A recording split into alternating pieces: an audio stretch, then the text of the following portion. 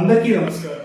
Andhra Pradesh mega DSC 2025కి సంబంధించినటువంటి పరీక్షలు అనేవి జూన్ 6వ తేదీ అంటే రేపటి నుండి జూన్ 30వ తేదీ వరకు నిర్వహించాలని పాఠశాల విద్యాశాఖ వారు తెలియజేశారు. మీరు చూసినట్లయితే దాదాపు 16,300 పోస్టులకి ఆంధ్రప్రదేశ్ మెగా డిఎస్సి నోటిఫికేషన్ అనేది విడుదల చేసి 3 నెలల లోపలే వీడి యొక్క మొత్తం ప్రక్రియను పూర్తి చేయాలనేటువంటి ప్రభుత్వం అనేది దృఢ నిశ్చయంతో ముందుకు వెళ్తుంది. దానిలోని భాగంగా జూన్ 6 నుంచి జూలై 6 వరకు మొట్టమొదట ఈ ఎగ్జామ్ని పెట్టాలని నిశ్చయించినప్పటికీ కూడాను ఇతర ప్రభుత్వ ఉద్యోగ కేంద్ర ప్రభుత్వ ఉద్యోగాల రకరకాల ఉద్యోగ పరీక్షలు ఉండడం వలన అభ్యర్థులు ఎవరు నష్టపోకూడదని, ఆయా పరీక్షలు కూడా అభ్యర్థులు ఎవరు నష్టపోకూడదని ఉద్దేశంతో ప్రభుత్వం వారు ఆచితూచి ఇటువంటి డేట్స్ అనేది ఎటువంటి క్లాష్ అనేది లేకుండా జూన్ 6 నుంచి జూన్ 35వ తేదీ వరకు ఈ పరీక్షలు నిర్వహించాలని వాళ్ళు నిర్వహించడానికి తగిన ఏర్పాట్లని తయారు చేశారని తెలుసుకుంది. మీరు చూసినట్లయితే దాదాపు 3.5 లక్షల మంది అభ్యర్థులు దరఖాస్తు అనేది చేసుకున్నారు ఈ మెగా డిఎస్సికి. ఒక్కో పోస్ట్ కన్నా ఎక్కువ పోస్ట్ కూడా దరఖాస్తు చేసుకుని ఇలా రకరకాలుగా దరఖాస్తు చేసుకున్న వాళ్ళతో పోల్చుకున్నట్లయితే మొత్తం దరఖాస్తుల సంఖ్య దాదాపు 5.5 లక్షల దరఖాస్తులు అనేవి మెగా డిఎస్సికి వచ్చాయని చెప్పి పాఠశాల విద్యాశాఖ వారు వాళ్ళ యొక్క నోటిఫికేషన్ బులెటిన్లో తెలియజేయడం అనేది జరిగింది. మొత్తం మీద 154 పరీక్షా కేంద్రాల్లో జూన్ 6వ తేదీ నుంచి ఈ పరీక్ష రోజుకి 2 సెషన్లు చొప్పున ఉదయం సెషన్ 9:30 నుంచి 12:30కి 2:30 గంటల 3 గంటల ఎగ్జామ్స్ అనేవి వారి యొక్క పేపర్ టీజీటీని బట్టి పీజీటీని బట్టి ఉంటుంది. అదేవిధంగా మధ్యాహ్నం 2:30 నుంచి 5:30 వరకు రోజుకు 2 సెషన్లు చొప్పున దాదాపు 40,000 మంది విద్యార్థులు ఈ పరీక్షలు రాసే విధంగా తగిన ఏర్పాట్లు అనేవి చేశారు. కాబట్టి ఇది ఒక సువర్ణ అవకాశం అందరికీ కూడా. ప్రభుత్వం కూడా 3 నెలల్లోనే ఈ యొక్క ప్రక్రియను పూర్తి చేసి ఆగస్టు 2వ వారం కల్లా ఉపాధ్యాయ నియామకాలు నిర్వహించాలనేటువంటి కృత నిశ్చయంతో ఉంది. కాబట్టి మీరు ఈ సంవత్సరాల నుంచి ఎన్నో కఠోర దీక్షలు ఎప్పుడెప్పుడు డిఎస్సి వస్తుందా అనేటువంటి మీ యొక్క కళ అనేది సాకారం కాబోతుంది.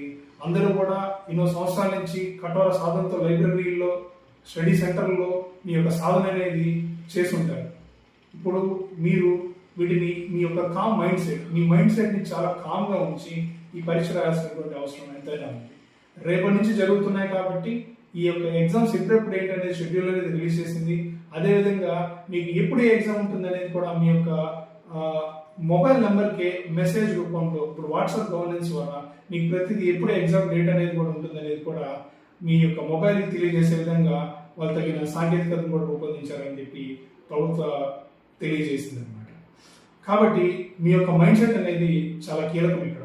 ఇంకో విషయం ఏంటంటే కొంతమంది అభ్యర్థులు 3 నెలల సమయము చాలా తక్కువ సమయం, ఈ సమయంలో మనం సన్నద్ధత అనేది మేము సరిపోదని చెప్పి ప్రభుత్వాన్ని వేడుకున్నప్పటికీ కూడా ప్రభుత్వం యొక్క స్టాండ్ ఏంటంటే అతి త్వరగా ఈ యొక్క ఉపాధ్యాయ నియామకాలు పూర్తి చేసి రేపు అకాడమిక్ ఇయర్లో జూన్ 13 నుంచి పాఠశాలలు ప్రారంభం అవుతున్నాయి, మేబీ జూన్ 13 ఆ టైంలో నుంచి. కాబట్టి అతి త్వరగా మనం కనుక ఉపాధ్యాయ నియామకాలు కనుక పూర్తి చేసి ఈ పోస్టులను భర్తీ చేయగలిగితే విద్యార్థులకి నష్టం కలగకుండా ఈ అకాడమిక్ ఇయర్ నుంచే ప్రారంభించడం అనేది, అంటే ఉపాధ్యాయ నియామకాలు ప్రారంభించినట్లయితే ఈ విద్యార్థులు ఎవరు నష్టపోకూడదు అనేటువంటి ప్రభుత్వం యొక్క ఆలోచన. కొంతమంది విద్యార్థులు ఏం చేశారంటే హైకోర్టును ఆశ్రయించారు ఈ యొక్క గడువు పొడిగించడానికి దాదాపు 90 రోజులు సరిపోదని చెప్పి.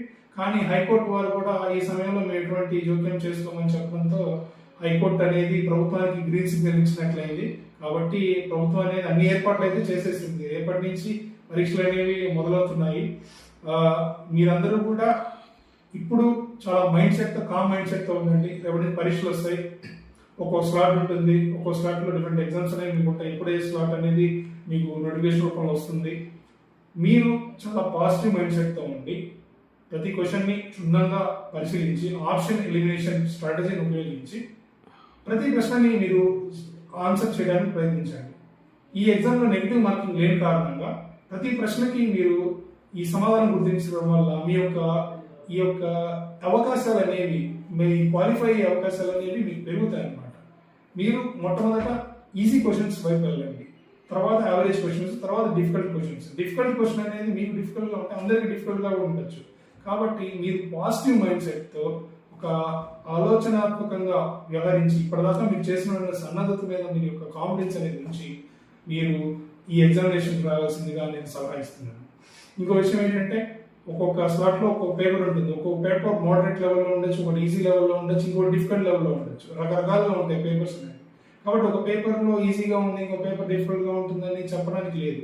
ఈ అన్ని పేపర్ల యొక్క ఈ కొన్ని నెల రోజుల పాటు జరుగుతుంది కాబట్టి ఈ ఎగ్జామ్ ఈ అన్ని స్లాట్స్ మీరు కలుపుకొని నార్మలైజేషన్ ద్వారా మీకు కట్ ఆఫ్ అనేది తీయడం జరుగుతుంది. కాబట్టి మీరు ఎవరు కూడా ఆందోళన చెందకుండా పాజిటివ్ మైండ్ సెట్తో కామ్గా ఈ యొక్క ఎగ్జామినేషన్ని ప్రశాంతంగా రాయాల్సిందిగా నేను కోరుతున్నాను.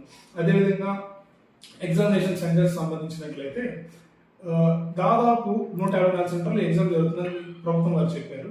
మీరు ఎట్టి పరిస్థితుల్లో కూడా ఒక్క నిమిషం లేట్ అయినా కానీ పరీక్ష హాల్లోకి ఎంట్రీ ఇవ్వలేము అని చెప్పి ప్రభుత్వం వారు తెలియజేశారు. కాబట్టి మీ యొక్క ఈ సెంటర్స్ అనేవి మొదలే మీరు గుర్తించి దాదాపు ఒక గంటన్నర ముందలే మీరు దానిలో చేరుకున్న వల్ల ఈ లాస్ట్ మినిట్ రష్ అనేది మీరు అవాయిడ్ చేయడానికి ఆస్కారం అయితే ఉంటుందన్నమాట. కాబట్టి మీకు ఏమైనా తప్పులు ఉన్నా కానీ అడ్మిట్ కార్డులో ఏదైనా ఫోటో పడలేకపోయినా 2 ఫొటోస్ తీసుకోమని చెప్పారు. అదేవిధంగా ఏదైనా ఐడి ప్రూఫ్ అనేది మీరు క్యారీ అవుట్ చేయండి ఈ ఎగ్జామ్కి వెళ్ళేటప్పుడు. ఏమైనా తప్పులు ఉన్నప్పటికీ కూడాను అక్కడే సరి చేసుకునేటువంటి ఒక అవకాశాన్ని ప్రభుత్వం వారు మీకు అక్కడ అందజేశారనమాట. ఇదే విధంగా దివ్యాంగ విద్యార్థులు ఎవరైనా స్క్రైబ్ అనేది చివరి నిమిషంలో లేకపోయినా కానీ స్క్రైబ్ ఏర్పాటు కూడా తయారు చేసే వాళ్ళు వాటిని ఏర్పాటు చేశారు. 10th క్లాస్ విద్యార్థుల చేత అక్కడ ఆల్రెడీ ఒక సహాయకుని నియమించామని కూడా చెప్పారు. కాబట్టి ఎండాకాలం దృష్ట్యా కూడా ఈ హీట్ వేవ్ అనే కండిషన్స్ కూడా ఉన్నాయి. కాబట్టి అన్ని తగిన ఏర్పాట్లు ప్రభుత్వం వారు మొత్తం ఏర్పాటు చేశారు. ఈ పరీక్షని ప్రశాంతంగా నిర్వహించి ఆగస్టు 2వ వారానికల్లా ఈ ఉపాధ్యాయ నియామకాలని ఇచ్చేయాలి, భర్తీ చేసేయాలనేటువంటి ప్రభుత్వం యొక్క దృఢ నిశ్చయం అనేది ఏదైతే ఉందో అది అందరికీ కూడా నిరుద్యోగులకి చాలా మంచిది. ఎందుకంటే త్వరగా ఉద్యోగాలు వస్తాయి.